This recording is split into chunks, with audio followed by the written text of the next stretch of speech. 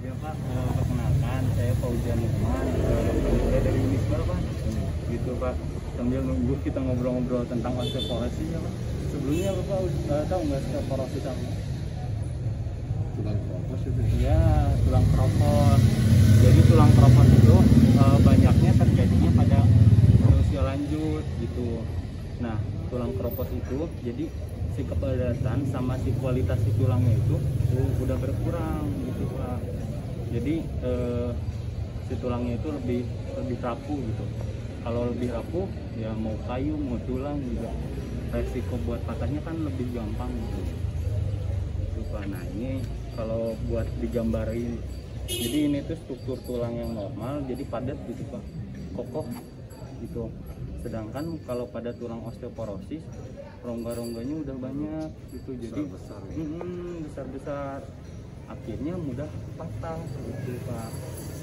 Dan patahnya juga bukan kan, kalau kebanyakan kalau yang muda mah patah karena jatuh dari motor.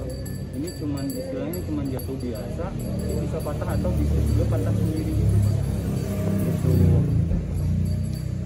Terus nah, gejala-gejala osteoporosis atau si tulang kropos tuh biasanya apa aja sih? Ini posturnya bungkuk, jadi lebih bungkuk, karena lebih bungkuk jadi si tinggi badannya juga berkurang gitu. Lalu ini Pak juga sering mengalami cedera atau keretakan tulang gitu. Pas di rongsen atau sakit misalkan pas di rongsen ternyata tulangnya udah retak gitu, nggak ketahuan gitu. Makanya harus diketahui si gejala-gejalanya. Nah ini ada dampak-dampaknya kurang lebih sama sih kayak yang gejala si osteoporosis tadi. Jadi gejala-gejalanya ada yang faktor fisik, jadi si bentuk sama si posturnya berubah kan Pak, tadi jelas lebih bungkuk, lebih pendek. Faktor psikis atau kejiwaan, karena sering sakit-sakitan, geraknya terbatas, susah beraktivitas, jadi agak Lalu kalau faktor ekonomi jelas karena obat-obatannya cukup mahal gitu, biasanya vitamin D sama asupan kalsium dari susu. Tiap dulu minum itu asalnya Oh iya, itu isinya vitamin D. rutin tiap bulan kan cuma dikasih 4 butir. Ya. Itu 1 minggu 1 butir. Oh iya, itu bagus Pak. Nah itu masuknya ke sini, ke pencegahan. Nah pencegahannya tadi sebenarnya yang Bapak lakukan udah benar, itu asupan vitamin D dari luar tubuh gitu. Lalu ada juga hal-hal yang bisa Bapak lakukan buat mencegah si osteoporosis ini biar nggak, walaupun udah tua nggak sakit-sakit gitu. Ini salah satu, lakukan diet seimbang. Jadi makanannya itu biasanya yang kandungan kalsiumnya itu tinggi. Kandungan kalsiumnya tinggi itu ada di makanan apa aja sih? Ya umumnya mah ada di teri, brokoli, tempe, tahu gitu. Ya itu mah mudah didapat ya Pak. Terus beraktivitas sama latihan fisik, walaupun sama di usia, istilahnya kalau udah itu masuk ke malas gila. Cuman kalau di usia seperti itu bisa diusahain kayak jalan kaki 10 menit gitu, seminggu 3 kali gitu, selang-seling Senin, Rabu, Jumat, nggak usah setiap hari gitu. Itu bagusnya. Nah sama ini, jadi cukup paparan sinar matahari. Jadi sinar matahari teh bisa memproses si vitamin D-nya itu jadi matang, terus hubungannya ke si kepadatan tulang gitu. Menjemurnya kapan? Bisa sebelum jam 9 pagi, sambil jalan-jalan santai Pak pagi-pagi, sama atau sore sesudah jam 4 gitu. Kalau ini mah jelas lah, hindari rokok dan minuman beralkohol gitu. Lo ngerokok nggak Pak? Enggak, kadang-kadang. Kadang kalau mau, kalau enggak ya, kalau bagusnya mah jangan sih ngerokok mah Pak. Cuman kadang tapi emang jarang. kalau sama temen ya lebih baik dikurangin.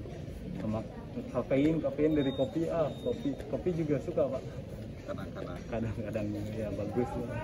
Nah terus paling ini konsumsi susu sama kacang-kacangan buat yang asupan nutrisi yang tinggi Pak. Mungkin segitu Pak dari saya. Ada yang ditanyain? Terima kasih atas informasinya. Iya Pak, saya juga pengen ya saling sharing lah Pak. Iya, iya.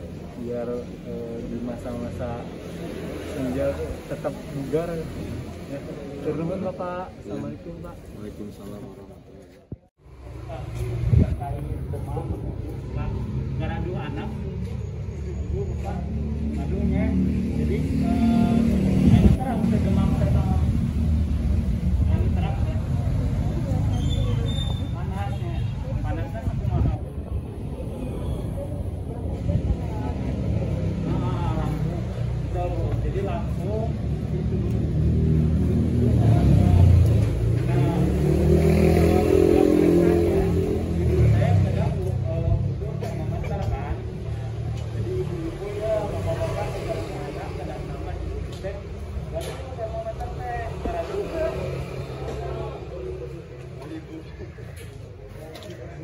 Jadinya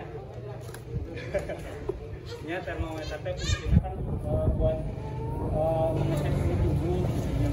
Nah, jadi demam teh adalah respon tubuh terhadap sebuah penyakit di tubuh.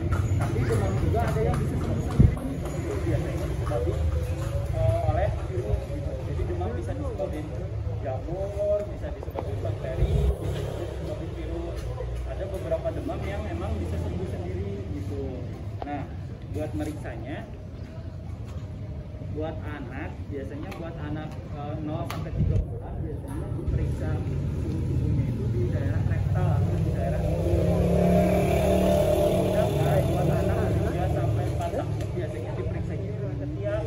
Masa sudah kelek orang sudah periksanya. Nah, dijepit seperti kan air bunyi kan nanti ada hasilnya.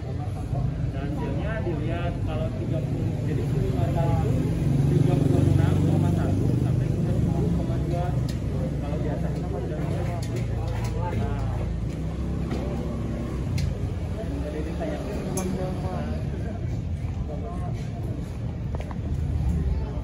nah, namun demam misalkan ya anaknya demam, ibu bapak-bapaknya sedang normal kita akan misalnya kita akan dan nama dikompres kan ya, dikompres cuci hangat, terus bajuna lamun basuh diganti kudu garing deui, biasanya kan berkeringat demam mah. Lalu dikasih juga ini apa selimut, tapi selimutnya jangan terlalu tebal.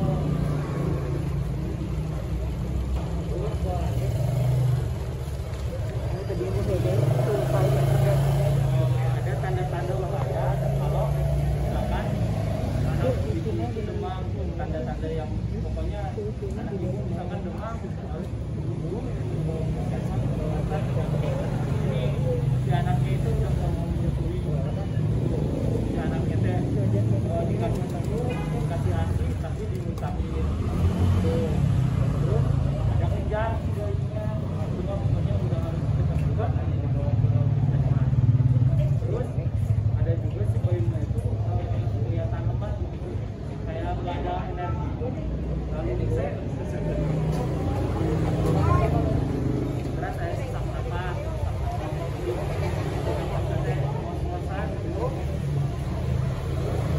si bayinya mewel lah terus ternyata cuma karena lama